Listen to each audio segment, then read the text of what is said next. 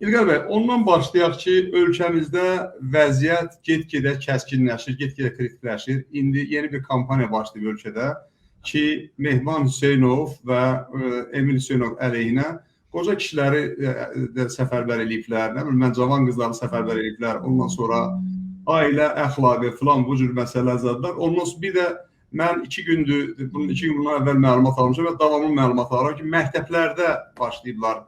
Hər kəs sosial şəbəkələrindən, Facebookda, orada, burada, harada varlarsa, ancaq İlham Əliyevi tərifləsinlər, bəzi hissələri Mehmanı, deməli, ondan sonra Emini pisləsinlər. Xüsusilə qeyri-hökumət təşkilatları var, bəzi qeyri-hökumət təşkilatları, onlara start verilib belə.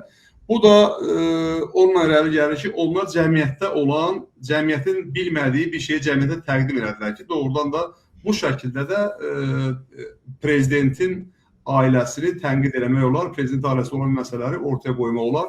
Yəni, nə qədər cəmaatı aldatsan da cidanı çuvalda gizlətmək olmaz. Bununla bağlı istədim bir sizin fikirlərinizi öyrənək.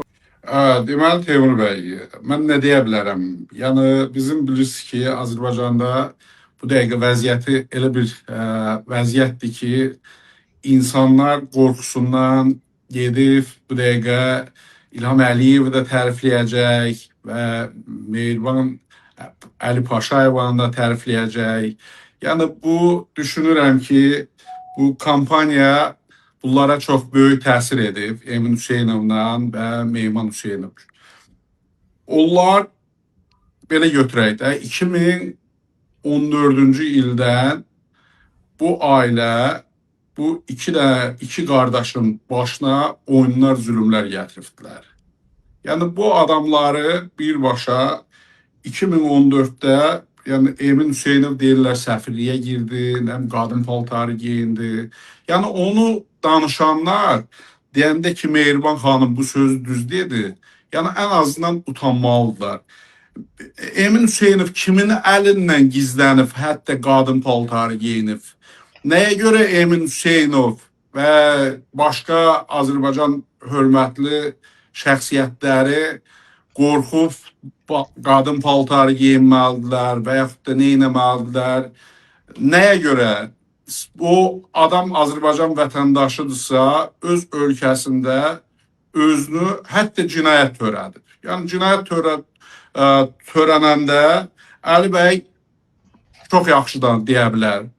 Ümumiyyətlə, bu vergi cinayətləri olsun və yaxud da şəxsi insanların bir-birindən mübahisəsi Amerikada harda həll olunur? Əli bəy, sizə sual verirəm. Bəli. Şübhəsiz ki, bu gedir çıxır məhkəməyə də nəticə etibarilə. Yəni, məhkəməyə qədər onun çıxış yolları var. Məsələn, mediator olar, mediatorları uzlaşdıra bilər. Əgər ikisi də istəsə, amma istəməsə, biri və ya hər ikisi məhkəməyə müraciət edə bilər, məsələ də məhkəmədə həll olar. Yəni, nə polisdə, nə FBI-də, nə başqa yerdə ümumiyyətlə bu məsələlər həll olunmur. Məhkəmə görsə, hətta Emin Hüseynov deyirlər ki, güya vergidən yayınıb. Ancaq biz hamımız bilirik ki, bütün Azərbaycanda blogerlər, jurnalistlər yeganə bunların nədir damqası? Ya desinlər, agent pul alırlar xaricdən və yaxud da vergidən yayınıbdır da. Yəni, bu adamın adına şər qoydular ki, bu adam güya ki, xaricdən pul alır, vergidən yayınıb və bunu apardılar öz əllərindən səfirliyə soxdular. Bir gün də onu ortaya qoydular ki, güya ki, kişilik eləyibdilər. Kiməsə qadın paltarı geyindiribdilər. Yəni, kimisə alçaldıbdılar. Mən düşünürəm ki, bu aksiya, kampaniya, ağlı, şuru olan adam, hər kəs başa düşür ki, bu ailə Münxen təhlükəsizlik konferansında açıq-aşkar öz sifətlərini göstərdilər.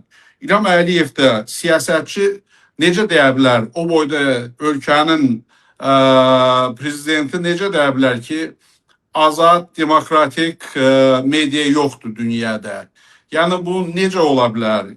Bu birbaşa onu təsdiq edir ki, bu Azərbaycan rejimi diktaturanı artıq qəbul elədi. Yəni, həmişə var idi diktatura. Sadəcə özlərini etiraf etdilər. Açıq dedilər ki, evet biz diktatörük, biz də nə desək və media kimdir ki, bizdən kimsiz danışasınız, bizdən kimsiz danışasınız. Ümumiyyətlə, birbaşa düşünürəm ki, orada bu İlham Əliyevin sözlərində birbaşa Azərbaycan o Koreya, Severni Koreya yəni olmağı təsdiq etdi. İkinci, Mehriban Əliyevə indiyənə qədər xalqın hörməti var idi. Özünü həmişə göstərərdi ki, nə uşaq evi, nə göstərərdi UNESCO, nə Azərbaycan xalqının dərdini çəkən ana kimi. Ancaq burada biz nə gördük? Yəni deyirəm, mən gördüyümdən danışıram və xalq da görüb. Yəni o adam getdi, o lotu adamlar kimi poza çevirdi 15 addımdan sonra və qayıtdı Emin Hüseynova, yəni demokratiyadan suala qayıdıb ölkənin vitse-prezidentindən mən danışıram bu saat. Qadından danışmıram, mən birinci leydidən danışmıram. Mehriban Əliyeva ölkənin vitse-prezidentidir. Yəni Amerikanın J.D. Vance'idir. Yəni ona sual veriləndə demokratiyadan kim olur olsun, hətta sıravi vətəndaş olsun, sənə o sualı verəndə sənin borcundur. İzah edəyəsən ki, nə var, nə yox, demokratiya var, yoxdur. O adam dönüb açıq-aşkar Hüseynovlara qarşı bütün nə qədər ki şərlərində, hisslərini var, onu açıq üzə göstərdi və qayıtdı güya ki Emin Hüseynovu alçaltdı həmən məsələdə. Ancaq düşünürəm ki, ağlı, şuru olan adam başa düşür ki, hətta Emin Hüseynov qadın paltarı geyinibdirsə, o öz canını qutarıb.